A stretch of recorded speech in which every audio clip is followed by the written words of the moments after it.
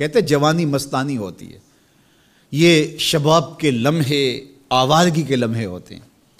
انسان کنٹرول نہیں کر پاتا، لیکن اگر اللہ کا خوف اس کے سینے میں ہو،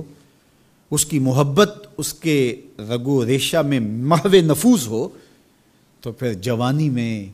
توبہ کرنے والے اور جوانی میں اللہ کی رضا جوئی کے لیے کوشاں ہونے والے اللہ کی خاص رحمتوں اور کرم نوازیوں سے مالا مال ہوتے ہیں۔ ارشاد فرمائے ان شبابہ فیما ابلاہ،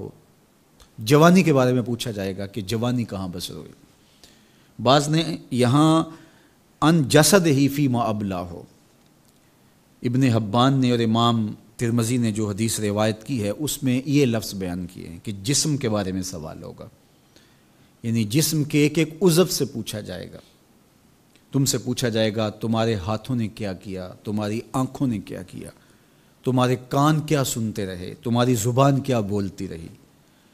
تمہارے قدم اٹھ کے کن راہوں کا سفر کرتے رہے، تمہارے ایک ایک عضو بدن کے بارے میں تم سے پوچھا جائے گا۔ عمر کا ذکر بھی ہے اور جوانی کا ذکر بھی ہے، تو جب عمر کے بارے میں پوچھ لیا گیا تھا تو پھر جوانی کا الگ سے کیوں پوچھا گیا؟ تو کہا کہ جو جوانی ہے یہ عمر کا خلاصہ ہے، اور عمومی طور پہ گناہ کی زندگی جوانی کی زندگی ہوتی ہے، اور جس نے جوانی کو سنبھال لیا اس کا بڑھاپا بھی خوبصورت ہو گیا، اور جو جوانی کو سنبھال نہ سکا تو اس کے پلے پھر باقی بچا ہی کیا۔ اسی لیے ایک روایت میں آتا ہے ان اللہ یحب الشاب التائب، اللہ تعالیٰ جل شانہ توبہ کرنے والے جوان سے بہت زیادہ محبت فرماتا ہے۔ نوجوان شخص جب توبہ کرتا ہے خوشی سے اللہ کا عرش بھی جھومنے لگتا ہے، فرشتے بھی آفریں آفریں کرنے لگتے ہیں، یہ کون شخص ہے؟ تو جوانی کی توبہ اللہ کو بہت محبوب ہے۔ اسی لیے ارشاد فرمایا گیا کہ وَشَابٌ نَشَأَ فِي عِبَادَةِ اللَّهِ، وہ جوان جس کی جوانی اللہ کی عبادت میں گزرتی ہے، کل قیامت کے دن جب کوئی سایہ نہیں ہوگا اللہ اس جوان کو اپنے عرش کا ٹھنڈا سایہ عطا فرمائے گا۔ تو جوانی کو سنبھال کے رکھنا، یہ پوچھا جائے گا کہ تو نے جوانی کیسے گزاری۔ دعا کرو کہ قیامت کے دن جب ہم سے سوال ہو تو ہمارے جوان اس کا جواب یہ دے مالک ہماری جوانی سجدوں میں گزری تھی، ہماری جوانی تیرے دین کی نوکری کرتے ہوئے بسر ہوئی،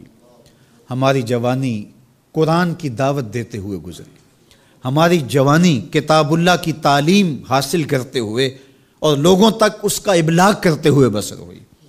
ہماری جوانی شرم و حیا کے دائروں میں بسر ہوئی،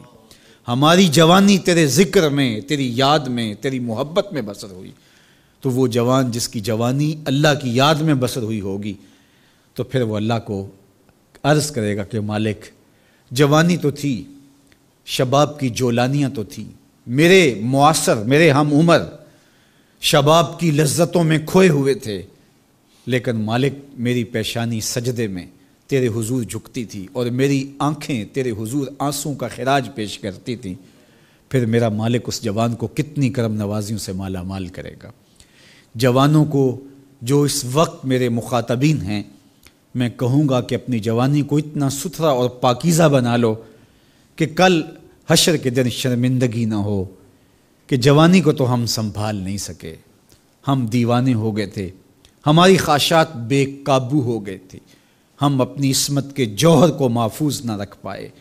ہماری نظروں سے حیا اور شرم کا جوہر اڑ گیا اور ہم آوارہ مزاج چوکوں گلیوں بازاروں اور تھڑوں کے اوپر بیٹھ کے جوانی کے قیمتی لمحے ضائع کیے۔ کہیں یہ جواب نہ دینا پڑے بلکہ اللہ کے حضور ہم یہ کہیں کہ مالک جوانی تو تھی، شیطان بھی پوری طرح سے حملہ آور تھا،